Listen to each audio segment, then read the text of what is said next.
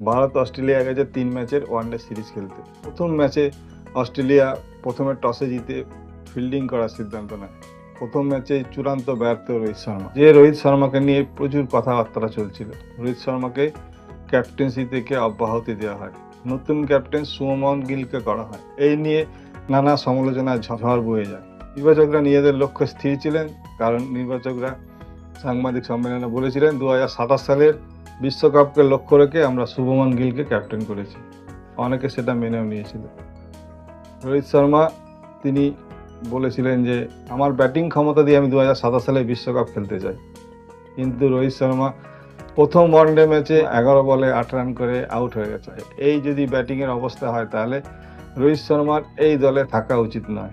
অনেকেই বলবেন প্রথম ওয়ানডে ম্যাচ হতেই পারে, কিন্তু 3টে মাত্র ম্যাচ পাবেন। সেই 3টে ম্যাচেই দলে থাকতে গেলে রোহিত শর্মাকে রান করতে হবে। রোহিত শর্মার বয়স এখন প্রায় 38। যদি 2027 সালের বিশ্বকাপ খেলতে চান তাহলে তার বয়স হবে প্রায় 40-এর কাছাকাছি। সেই অবস্থায় কি তিনি ওয়ানডে টিমে থাকতে পারবেন? 2027 সালে বিশ্বকাপ খেলতে পারবেন? আমার তো মনে হয় না। আপনারা কি বলেন? অবশ্যই কমেন্ট বক্সে বলুন। আর একজন লিজেন্ড ব্যাটসম্যান বিরাট কোহলি, তিনিও 8 বলে 0 রান করে আউট হয়ে গেছেন।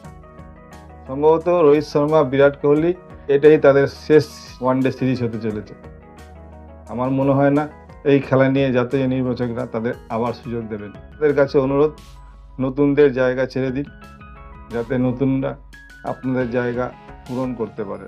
একজন ক্রিকেটার 44 বছর বয়সে এখনও আইপিএল খেলে চলেছেন। তিনি আইপিএল থেকে অবসর নেননি।